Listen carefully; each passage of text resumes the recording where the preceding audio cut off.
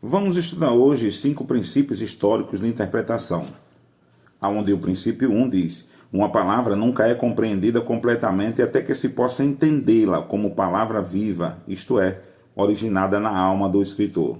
Princípio 2: é impossível entender um escritor e interpretar corretamente as suas palavras sem que ele seja visto à luz de suas circunstâncias históricas. Princípio 3: uma vez que as escrituras se originaram de modo histórico, elas devem ser interpretadas à luz da história. Princípio 4: embora a revelação de Deus nas escrituras seja progressiva, tanto o Antigo Testamento como o Novo Testamento são partes essenciais desta revelação e formam uma unidade. Princípio 5: os fatos ou acontecimentos históricos se tornam símbolos de verdades espirituais somente se as escrituras assim os designarem. Vamos logo a seguir estudar mais detalhadamente esses 5 princípios históricos de interpretação. Princípios históricos da interpretação. A Bíblia é, acima de tudo, um livro histórico com fatos. Ela registra a história de Deus, da criação do homem, da queda e do propósito do Redentor. No Antigo Testamento, sobressai a história de Israel como um povo escolhido, vocacionado por Deus para uma missão especial no mundo. Já no Novo Testamento, registra a história de Cristo, seu ministério, morte, ressurreição, glorificação. Registra também a história da marcha triunfante da Igreja, desde o seu nascimento até o seu avanço por todas as partes conhecidas da época. Vejamos agora os princípios para a interpretação histórica das Escrituras. A primeira regra é: uma palavra nunca é compreendida completamente até que se possa entendê-la como palavra viva, isto é, originada da alma do autor, ou seja, da mente de Deus. Primeiro, conheça bem o autor. O mero conhecimento do nome do autor de um livro não é o suficiente ao intérprete das Escrituras. Ele deve ir além, procurando conhecer o autor mesmo, isto é, seu caráter, temperamento, sua disposição e habilidades, modo de pensar e outras coisas. É desejável que o intérprete conheça alguma coisa a respeito da profissão do autor, pois esta pode exercer poderosa influência sobre as atividades da linguagem usada nos escritos. Assim, os escritores das Escrituras precisam ser conhecidos. É necessário conhecer o modo de pensar, conhecer a profissão, conhecer a cultura, o local em que eles estavam e a condição em que os textos foram escritos, para que possa ter uma visão panorâmica do texto e daquilo que ele estava pretendendo dizer. Segundo princípio, associar-se ao autor. A melhor maneira de se conhecer uma pessoa é associando-se a ela. Assim também, a melhor maneira de se conhecer o escritor de um livro é estudando diligentemente os seus escritos.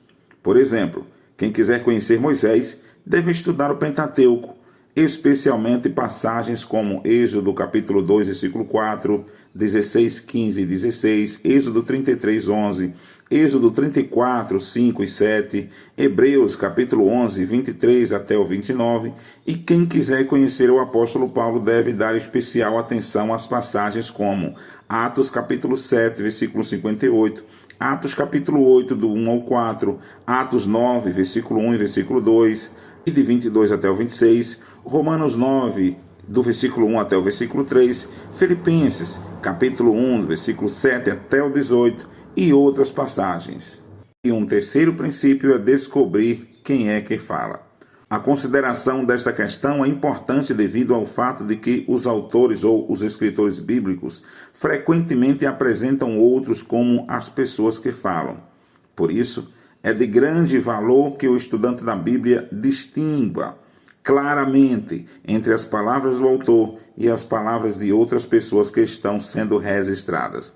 Por exemplo, é muito difícil determinar se as palavras encontradas em João 3,16 até o versículo 21 foram ditadas pelo próprio Jesus a Nicodemos ou se foram uma explicação dada pelo apóstolo João, o escritor do Evangelho. Já nos profetas, as mudanças rápidas do humano para o divino são, em geral, facilmente conhecidas pelas mudanças da terceira pessoa para a primeira pessoa gramatical. Dentro da regra 2, é impossível entender um autor e interpretar corretamente as suas palavras sem que ele seja visto à luz das suas circunstâncias históricas. Particularmente quanto aos escritores bíblicos, eles estiveram sujeitos a circunstâncias geográficas, políticas e religiosas, fatos que influenciaram sensivelmente seus escritos. No que tange às circunstâncias geográficas, algum conhecimento de geografia bíblica ajudará o estudante a localizar montanhas e vales, lagos e rios, cidades e vilas, estradas e planícies. Por exemplo, Moisés escreveu seus livros na peregrinação do deserto. Josué escreveu seu livro em pleno campo de batalha. Daniel, quando estava cativo na Babilônia. Já o apóstolo Paulo escreveu grande número de suas cartas em cadeia e fora de sua pátria. Circunstâncias políticas. As circunstâncias políticas de um povo também deixam profunda impressão sobre sua literatura. A Bíblia contém ampla evidência disto, o que obriga o intérprete das Escrituras a ter um conhecimento da organização política das nações no texto bíblico. Qual leitor da Bíblia que, ignorando as circunstâncias políticas sobre as quais se achava o apóstolo Paulo, pode compreender 1 Coríntios capítulo 12, versículo 3? Portanto, vos quero fazer compreender que ninguém que fala pelo Espírito de Deus diz, Jesus é anátema. E ninguém pode dizer que Jesus é o Senhor, senão pelo Espírito de Deus. Entendamos que hoje é fácil para alguém confessar que Jesus é o Senhor. Porém, nos dias de Paulo era diferente. A situação política e as leis do Império Romano diziam que só César era o Senhor, como título divino atribuído a ele. Por isso, qualquer pessoa que se atrevesse a proclamar Senhor a outra pessoa que não fosse César seria morta. Para isso, tendo em vista essa circunstância política particular, documenta o apóstolo Paulo que ninguém pode dizer que Jesus é o Senhor, a menos que tenha coragem da parte do Espírito Santo para fazê-lo. No que tange às circunstâncias religiosas, é de se esperar que o leitor da Bíblia se lembre que a vida espiritual de Israel sempre esteve em altos e baixos, desde o período dos juízes até a sua total desatenção no primeiro século da nossa era. Como, por exemplo, esconder o zelo de Elias em meio à extrema idolatria da casa de Israel e abafar os gemidos e lágrimas de Jeremias em face à obstinada rebeldia dos moradores de Jerusalém nos seus dias. No que tange a regra 3, é importante o seguinte: uma vez que as Escrituras se originaram de modo histórico, elas devem ser interpretadas à luz da história. Questões a considerar. Esta regra não significa que tudo que a Bíblia conta possa ser explicado historicamente. Como revelação sobrenatural, elas transcendem os limites da história. Porém, o conteúdo da Bíblia é, em geral, em grande parte determinado historicamente e, portanto, na história encontram-se a sua explicação. Ao começar o estudo de uma passagem da Escritura, imagine-se um investigador em busca de fatos e evidências até que possa levar a uma conclusão satisfatória.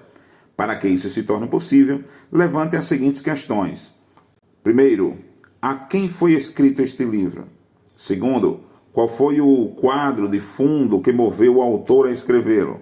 Terceiro, qual foi a experiência ou ocasião que deu origem à passagem deste livro? E em quarto lugar, quem são os principais personagens deste livro? Entender o fundo histórico ajudará o intérprete da Bíblia a compreender melhor a Escritura, dando um real significado a qualquer passagem bíblica que você estudar. Vamos então para a quarta regra. A quarta regra diz: embora a revelação de Deus nas Escrituras seja progressiva, tanto o Antigo Testamento como o Novo Testamento são partes essenciais desta revelação e formam uma unidade.